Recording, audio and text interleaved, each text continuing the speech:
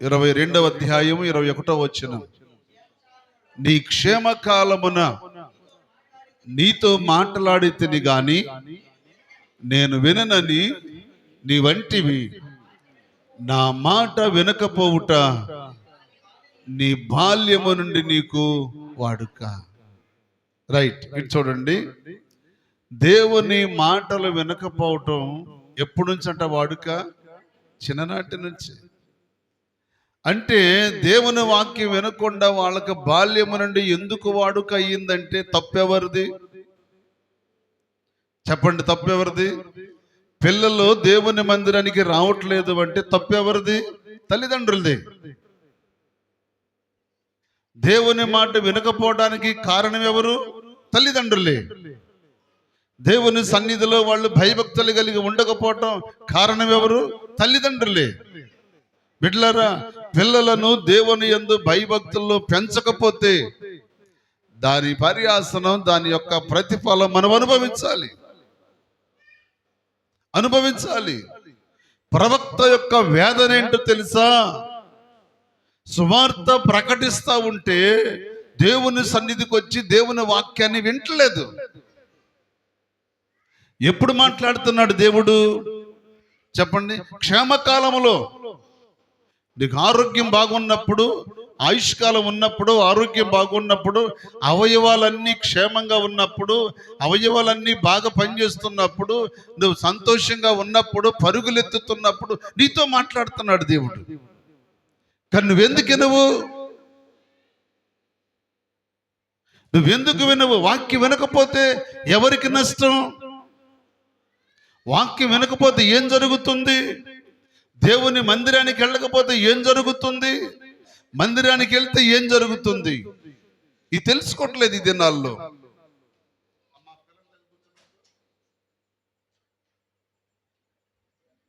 దేవుని మందిరానికి ఎందుకు రావట్లేదు అంటే, చెప్పండి, ఎప్పటి నుంచి వాడుక? చెప్పండి, ఎప్పటి నుంచి? బాల్యము నుండి. ఇర్మియా ప్రవక్త బాధదే, దేవుని బాధదే. ఏంటి వీళ్ళు దేవుని మందిరానికి రావట్లేదు అంటే దేవుడు మాట్లాడుతున్నాడు. ఎప్పుడు మాట్లాడుతున్నాడు? క్షేమకాలంలో మాట్లాడుతున్నాడు. నీ చిన్ననాటి నుంచి దేవుడు నీతో మాట్లాడుతున్నాడు. కానీ నువ్వు దేవుని మాట వినకపోవుట, చెప్పండి, ఎప్పటి నుంచి? నీ బాల్యము నుండి నీకు వాడుక.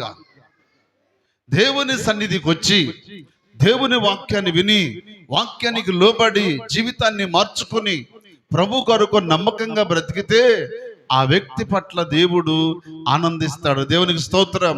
బిడ్డలారా, అటు ఇటు తిరిగేవాడిని గురించి ఆనందించడు ఆయన, బాధపడతాడు. రోడ్లమ్మడి తిరిగేవాడిని, సినిమా హాళ్ళమ్మడి తిరిగేవాడిని, క్లబ్బుల్లో తిరిగేవాడిని, పబ్బుల్లో తిరిగేవాడిని, ఇష్టానుసారంగా లోకములో ఆదివారం ఆరాధన, ప్రభు దినం, ప్రభు యొక్క దినము, పునరుద్ధాన దినం అనే లెక్క లేకుండా లోకంలో తిరుగుతారు. చూసారా? వాళ్ళని బట్టి దేవుడు బాధపడతాడు. ఆయన హృదయములు ఎందుకు వేదన పెడతాడో తెలుసా? మందిరములు ఉండాలి. ఆయన పిల్లలు ప్రభు దినమందు ప్రభు చూస్తున్నప్పుడు ఎక్కడ ఉండాలి? ఆయన ఎదుట కూర్చోవాలి. ఆయన క్షేమకాలంలోనే మాట్లాడుతున్నాడు. కానీ ఆయన మాట వినకపోవటం నీకెప్పటి నుంచి వాడుక? బాల్యము నుండి. బాల్యము నుండి వాడుకయ్యి దేవుని మాట వినకపోయిన వ్యక్తి ఎలాగో కేకలేశాడో తెలుసా? సామెతల గ్రంథం 5వ అధ్యాయం 10, 11, 12 వచనాలు మనం చూస్తే, సామెతల గ్రంథము 5వ అధ్యాయం 10, 11, 12 వచనాలు.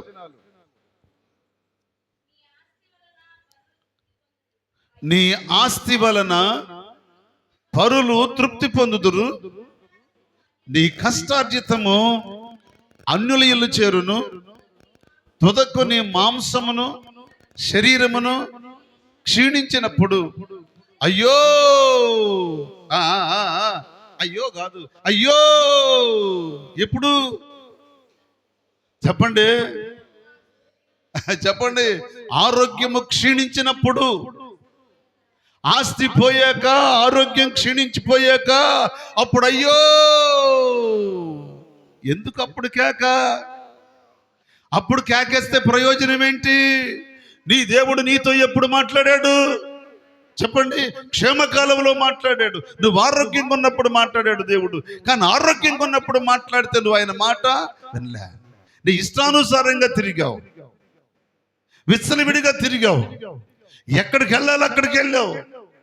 త్రాగుడికి వెళ్ళాల్సిన స్థలానికి తాగే టయానికి వెళ్ళావు, తిరిగే టయానికి వెళ్ళిపోయావు. బిడ్డలారా, నీ శరీరము ఆరోగ్యము క్షీణించిపోయింది. ఆ తరువాత నీ కష్టమంతా చెప్పండి ఎవరింటికి వెళ్ళింది? అన్యులు ఇల్లండి. అన్యులు ఎక్కడ? వ్యాపారస్తునింటికి, బ్రాందీ షాప్ కాడికి, సారా కొట్లు కాడ నీ కష్టార్జితం అంతా సారా కొట్లు కాడకు పోయింది, బ్రాందీ షాపులు కూడా పోయింది. ఈ తర్వాత ఎక్కడికి వెళ్ళి తెలుసు? హాస్పిటల్ కాడికి వెళ్తుంది. కష్టార్జితం మాట వినకుండా తాగుబోతాడు తిరిగేటప్పుడు తాగిన తర్వాత ఆ తర్వాత కష్టార్జితం ఎక్కడికి పోద్ది? హాస్పిటల్కి దారిపోయాలి. కొంతేమో ఇక్కడ దారిపోయాలి, కొంతేమో అక్కడ దారిపోయాలి. శరీర మాంసము క్షీణించి ఆరోగ్యం అంతా పాడైపోయిన తర్వాత అప్పుడు అంటాడంట, అయ్యో ఉపదేశము నేనెట్లు త్రోసివేసి తిని, నా హృదయము గద్దింపునెట్లు తృణీకరించెను, నా బోధకుల మాట నేను వినకపోతిని, నా ఉపదేశకుల నేను చెవి యొక్కలేదు, సమాజ సంఘముల మధ్యలో ఉన్నాను, ప్రతి విధమైన దౌష్ట్యమునకు లోబడుటకు కొంచెం ఎడవైంది.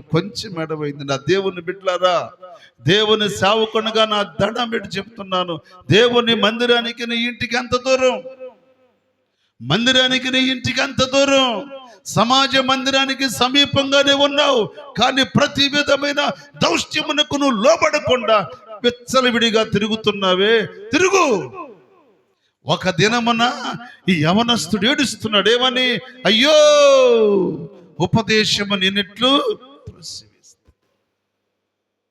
నా క్షేమకాలంలో దేవుడు నాతో మాట్లాడాడే, నేను వినలేదు.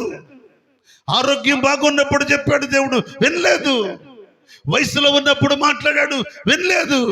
ఇష్టానుసారంగా తిరిగాను, విచ్చలవిడిగా బ్రతికాను, తాగాను, నెత్తిన పోసుకున్నాడు, అయిపోయింది. చివరికి శరీర మాంసాలు కూడా ఏమైపోయినాయి? లోపల అవయవాలన్నీ కూడా పాడైపోయి కిడ్నీలు పోయి, అవయవాలు పోయి, లంగ్స్ పోయి, మొత్తం పోయి హాస్పిటల్ మీద పడుకుని అంటాడంట, అయ్యో మందిరానికి సమీపంగా నిన్న ఇల్లు ఉందయ్యా, దైవజనుడు బోధ చేస్తుంటే విన్నాను కానీ నేను లోబడలేదయ్యా, మందిరానికి వెళ్ళాలని ఆశ నాకు లేదయ్యా, రాత్రి మగుళ్ళు తిరగటం, తినటం, తాగటమే నాకు జరిగిపోయింది. ఇప్పుడు మందిరానికి వెళ్ళాలంటే శరీరము సహకరించట్లేదు, ఉపదేశం విందామంటే సహకరించట్లేదు, వెళదామంటే కాళ్ళు రావట్లేదు, ఎత్తుకుని తీసుకెళ్ళి పడుకోబెట్టాలా ఇప్పుడు మందిరంలో? ఆరోగ్యం బాగున్నప్పుడు నీ క్షేమకాలంతో మాట్లాడినప్పుడు వినలేదే.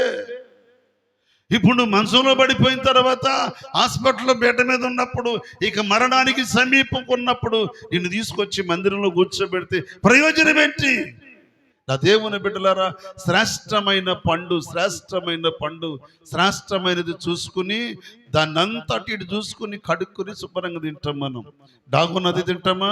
తిను. కుళ్ళు పట్టింది తింటామా? తిను. దేవునికి ఎప్పుడు కావాలి నువ్వు? దేవునికి ఎప్పుడు కావాలి నువ్వు? ఎప్పుడు కావాలి? క్షేమకాలంలో మాట్లాడినప్పుడు నువ్వు కావాలి. నీ యవన ప్రాయములో నీకు కావాలి. నీ కొరకు, నా కొరకు 33.5 సంవత్సరాలు భూమి మీదకి వచ్చి కలువరి సిలువలో ప్రాణం పెట్టాడు నిండు యవన ప్రాయములో నా దేవుడు. నువ్వెందుకు నమ్మవు దేవుణ్ణి? నువ్వెందుకు లోబడవు దేవునికి? నువ్వెందుకు వినవు దేవుని మాట? ఎన్ని సంవత్సరాలు నీ చెవులు గింగురమన్నా సరే వాక్యానికి లోబడకుండా, చెవి యొక్కకుండా ఇష్టానుసారంగా తిరిగేవి. ఇప్పుడు ఏం చేయాలి? ఆ యవనస్తుడు ఏడుస్తున్నాడండి, అయ్యో నేనేం చేయాలి? నా కష్టార్జితం అంతా ఎక్కడికి వెళ్ళింది? అన్యుల ఇల్లు చేరింది. నా కష్టం అంతా వెళ్ళిపోయింది, ఆరోగ్యం అంతా పాడైపోయింది, ఆస్తి పోయింది, ఐశ్వర్యం పోయింది, ఆరోగ్యం పోయింది. ఇప్పుడు ఏం చేయాలి? ఏం చేస్తావు? ఆ చేతులు కాలేక, ఏమంటారంట పెద్దలు, చేతులు గాలేక అప్పుడు ఆకులు పట్టుకుంటాడు. ఎందుకు ఎందుకు మంట కాగలేక చల్లకుంటుందని. మంటని కాదు, మంటకు తట్టుకోలేక చేతులు ఆకులు పట్టుకుంటాడట, చల్లగుంటుందని. ఎంతసేపు ఉంటుంది చల్లగా బిడ్డలారా? అందుకే నా ప్రభు చెప్తున్న మాట అది, నా సన్నిధికి రండి, నా యొద్దకు వచ్చు వానిని నేనెంత మాత్రమునో త్రోసివేయను. నువ్వెంత ఘోరమైన పాపివైనా, త్రాగుబోతువైనా, వ్యభిచారివైనా, దొంగవైనా, తిరుగుబోతువైనా, తల్లిదండ్రుల మీద తిరుగుబాటు చేసేవాడువైనా, అన్నదమ్ముల మీద తిరుగుబాటు చేసేవైనా, అక్రమ జీవితాలు జీవించేవాడువైనా, నీ స్థితి ఎలాగున్నా నిన్ను మార్చగలిగి ఆయన బిడ్డగా చేసుకోగలిగిన వాడు ప్రభు అయినా యేసుక్రీస్తు. సభలు కూడా ప్రభువును వింపరచండి. హల్లెలూయా. ఆయన ఒక్కడే, ఆయన ఒక్కడే రోషము కలిగిన దేవుడు. సామాన్యుడు కాదు, మనం ఆరాధించే దేవుడు రోషము కలిగిన దేవుడు. ఆయన రోషము కలిగిన దేవుడు. అబ్రహాము ఒక్క అడుగు జారితే, అబ్రహాం నేను సర్వశక్తి కలిగిన దేవుడను, నా సన్నిధిలో నిందారహితుడుగా ఉండు, ఒళ్ళు దగ్గర పెట్టుకుని బ్రతుకు అన్నాడు. ఆయన రాజీ పడడు. ఎలాంటి దేవుడు అనుకున్నావు బిడ్డలారా? ఆయుష్కాలం ఉన్నప్పుడు, ఆరోగ్యం ఉన్నప్పుడు, యవన ప్రాయంలోనే పరిపూర్ణంగా దేవుని నమ్ముకుని సంపూర్ణ బాప్తిస్మం పొంది ప్రభు కొరకు నమ్మకంగా బ్రతికితే నువ్వు మోకరించి దేవుణ్ణి ఏది అడిగితే నీకు ఉద్యోగం కావాలంటే ఇస్తాడు, వ్యాపారం కావాలంటే ఇస్తాడు, ఆస్తి కావాలంటే ఇస్తాడు, నీకు ఏది కావాలంటే అది నీకు ఇస్తాడు. ఎప్పుడో తెలుసా? నీ క్షేమ కాలములో, నీ యవన ప్రాయములో నీ జీవితాన్ని ప్రభువుకు సమర్పించుకున్నప్పుడు, ఆయన కొరకు నువ్వు జీవిస్తే నీ ఇష్టం. నా ప్రభు అన్నాడు, నీకేది ఇష్టమో అడుగు, నేను ఇస్తా. ప్రార్థన ఉండదు, మందిరానికి రారు, ప్రార్థన చేయడు, ఏమీ చేయరు. అయ్యా మా అబ్బాయికి ఉద్యోగం కావాలి ప్రార్థన చేయయ్యా, మా అమ్మాయికి ఉద్యోగం కావాలి ప్రార్థన చేయయ్యా. ఎక్కడ తెచ్చి? ఎంతమంది అనుకున్నారు? రాత్రి ఆ ఊరు వెళ్తే అక్కడ అడుగుతున్నారు, ఈ పిల్లలకు ఉద్యోగం కావాలి ప్రార్థన చేయండి అని. మన ఊరు వెళ్తే అక్కడ చెప్తున్నారు ప్రార్థన చేయండి అని. పాస్టర్ గారు ప్రార్థన చేస్తాడు, కానీ వీళ్ళు రారుగా మందిరానికి. వీళ్ళు ప్రార్థనలో ఉండరుగా, వీళ్ళు ప్రార్థన చేయరుగా. వీళ్ళకి దేవుడు అంటే ఇష్టమా? ఏదో కొరకు ఇష్టం ఉంటుంది. వీళ్ళకి మారు మనసు లేదు, పాపక్షమాపణ లేదు, రక్షణ లేదు. ఏమీ లేకుండా నాకు కావాలంటే ఎట్టా? ఎలా జరుగుతాయి కార్యాలు? నీకు కార్యము జరగాలంటే నువ్వు దేవునికి సంపూర్ణంగా సమర్పించుకోవాలి. దేవుని స్తోత్రం, హల్లెలూయా. సమర్పించుకునే జీవితం కావాలి. పౌలయ్య రోమా సంఘానికి రాస్తూ 12వ అధ్యాయంలో అంటాడు, సంపూర్ణముగా మనం ఆయనకు సజీవ యాగముగా మనం ఆయన శరీరాన్ని ఆయనకి సమర్పించుకోవాలి. నీ శరీరం ఏమో లోకానికి,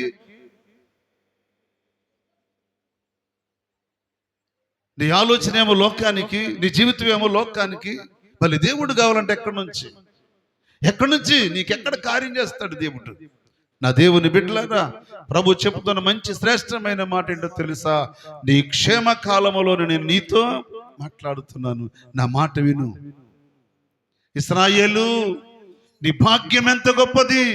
యెహోవా రక్షించిన నిన్ను పోలిన వాడు ఎవడు? దేవుని స్తోత్రం.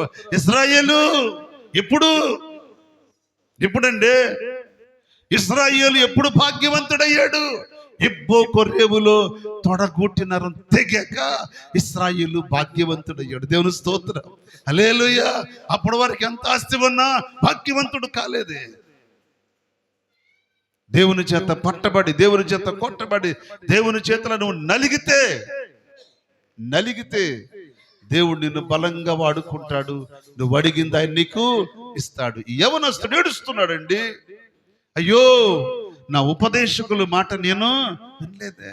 దైవజనుడు పలుసార్లు చెప్పాడే మందిరానికి రమ్మని, నేను వినలేదే. దైవజనుడు ఎదురుకొస్తుంటే నేను పక్కకు తప్పిపోయానే. ఎందుకని? మందిరానికి రమ్మని అడుగుతాడని దైవజనుడు, నేను అటు తిరిగి వెళ్ళిపోయానే, షార్ట్కు తప్పుకుపోయానే. ఇదిగో ఇప్పుడు ఏడుస్తున్నాడు. ఏమని? అయ్యో నా సేవకుని మాట నేను వినలేదు.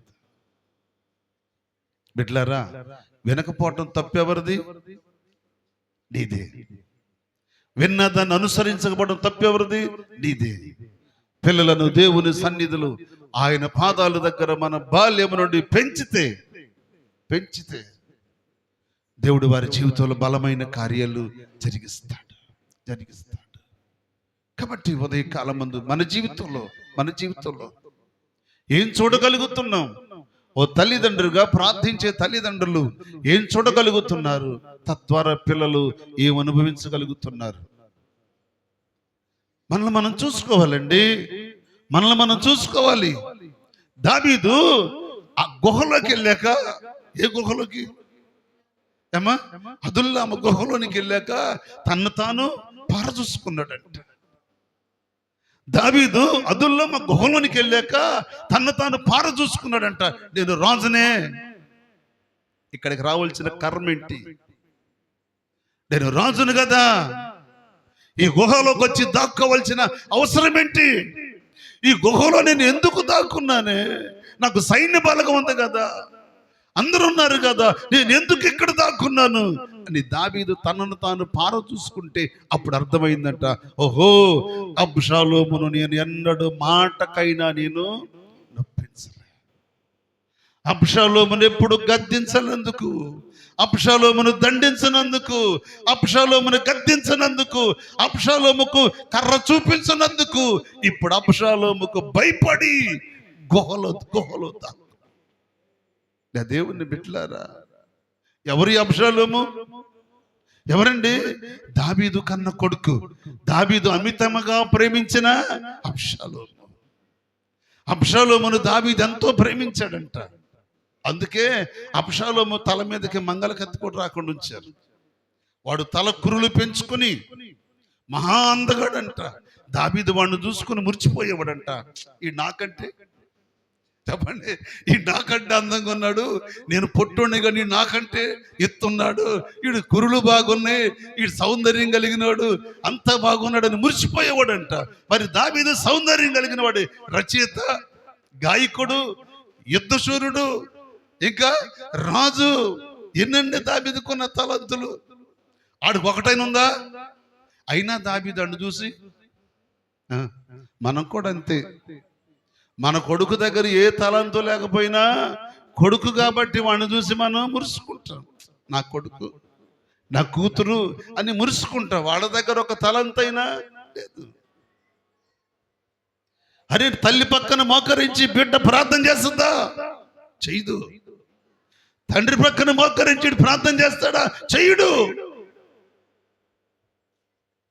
ఏమా ప్రార్థన చేసుకున్నారా అంటే, నువ్వు చేసుకో, నేను తర్వాత చేసుకుంటా.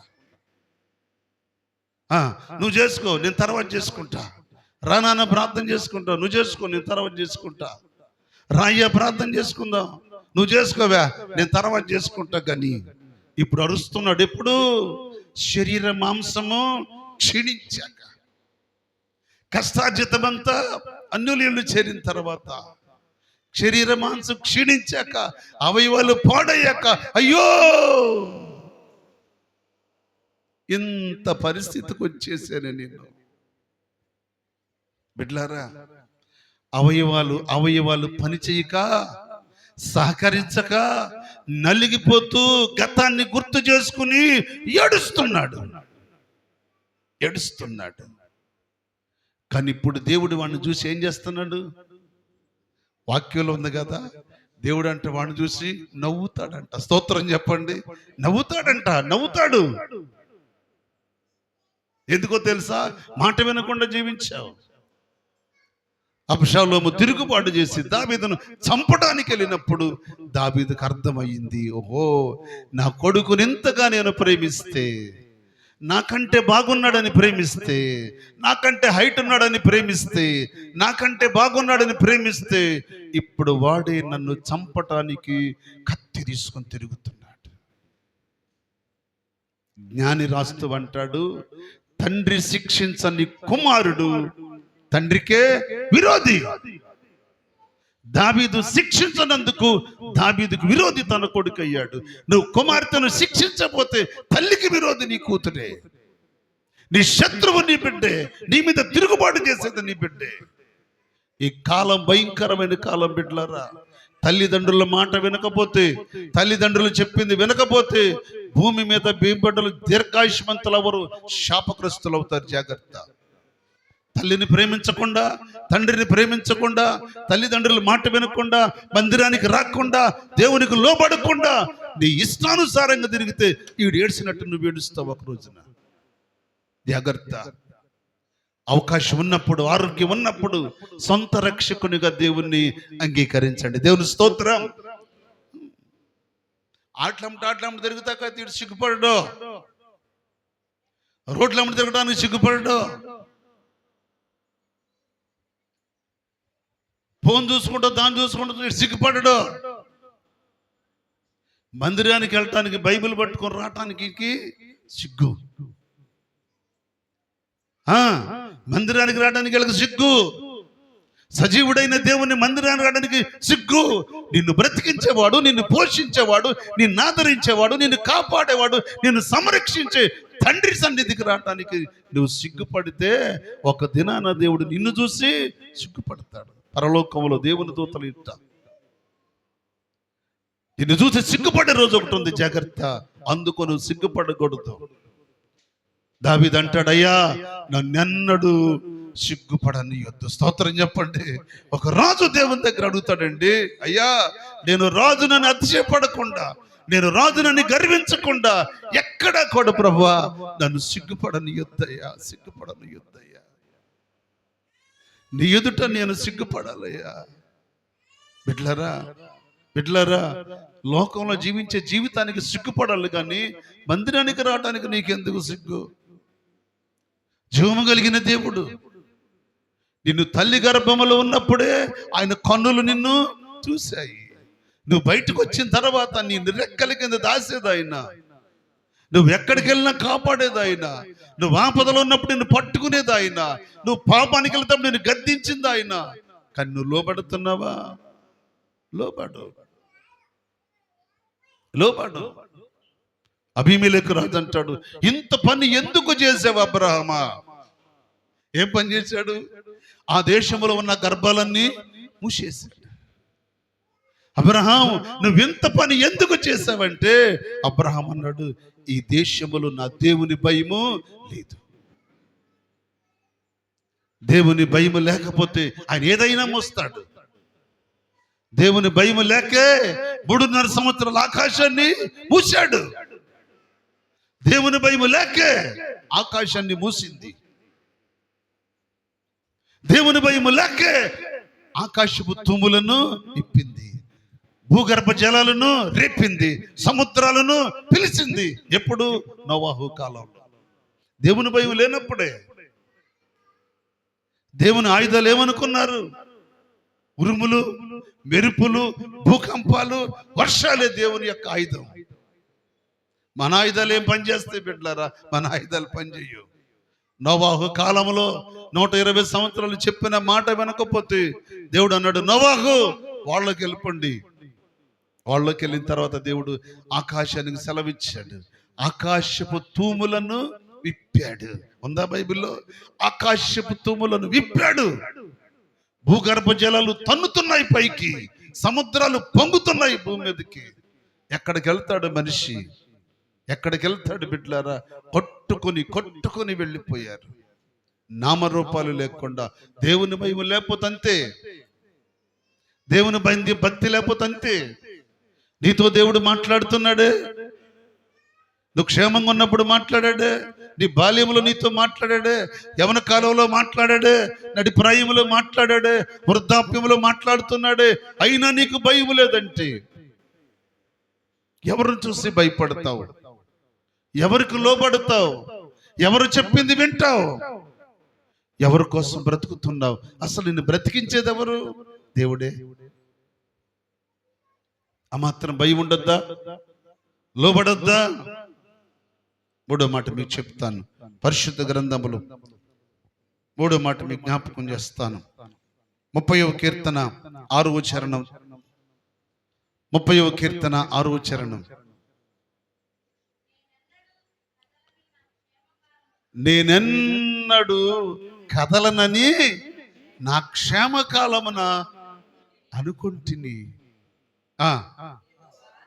యెహోవా దయగలిగి నా పర్వతములను స్థిరపరచు. దేవుని స్తోత్రం.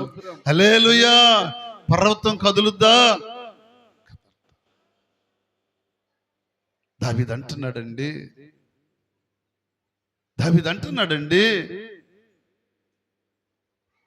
నేను స్థిరంగా ఉంటాను,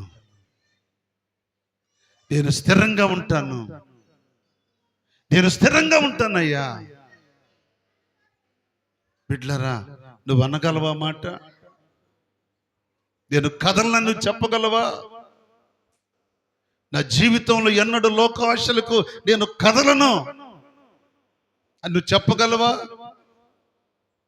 మరి ఊగుతారు ఇల్లు రెల్లులాగా. రెల్లు చిన్నపాటి గాలికి కూడా, చెప్పండి, ఎంత గాలికి? పెద్ద గాలికి అయితే ఇరిగిపోద్ది. చిన్నపాటి గాలికి కూడా రెల్లులు ఏమవుతాయి? ఊగుతాయి. అంటే వీళ్ళకి విశ్వాసం ఎంత పెద్దది, ఎంత గొప్పది వీళ్ళ విశ్వాసం ఎంత గొప్పదండి. బిడ్డలారా, చిన్న చిన్న విషయాలకు, చిన్న వాటికి రెల్లులాగా ఊగకూడదు. స్థిరమైన పర్వతం వలె నీవు ఉంటే పర్వతమును స్థిరపరుస్తాడు ఆయన. దేవుని స్తోత్రం. 4వ మాట చెప్తా.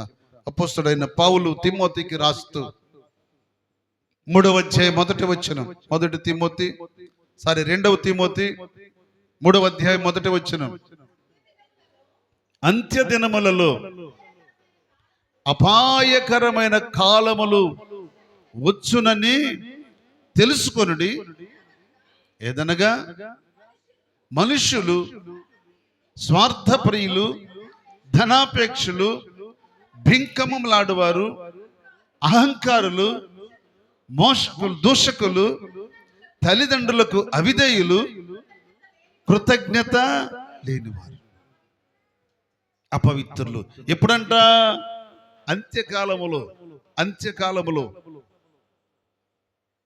అంత్యకాలములో ఇలాగ ప్రవర్తిస్తారంట మనుషులు.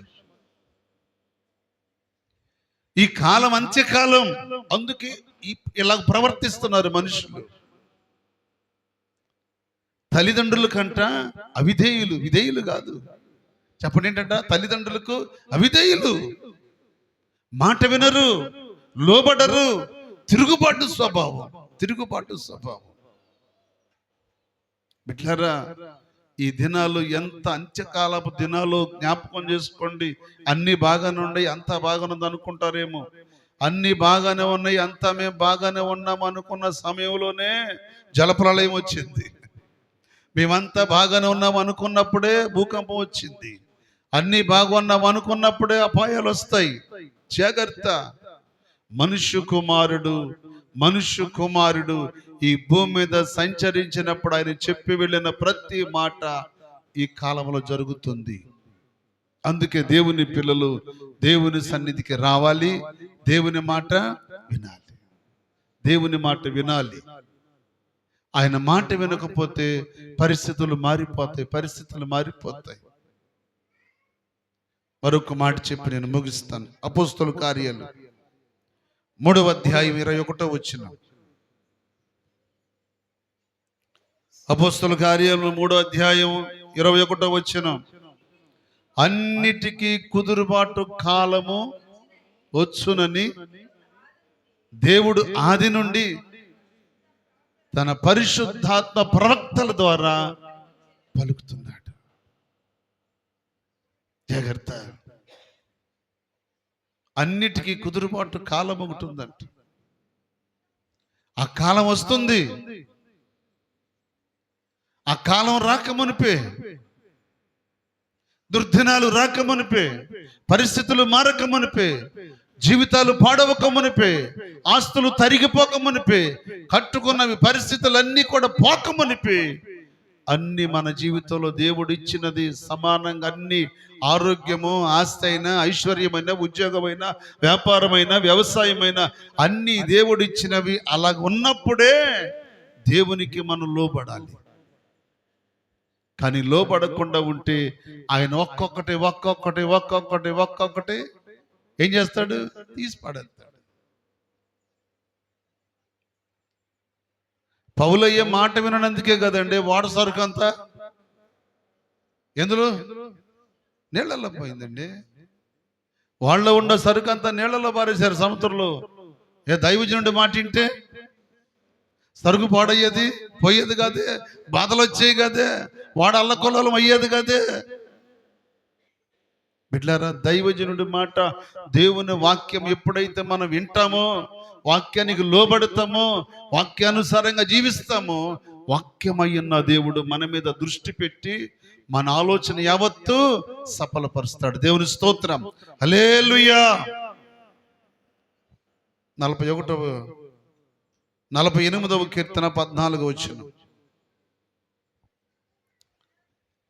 48వ కీర్తన 14వ వచనం.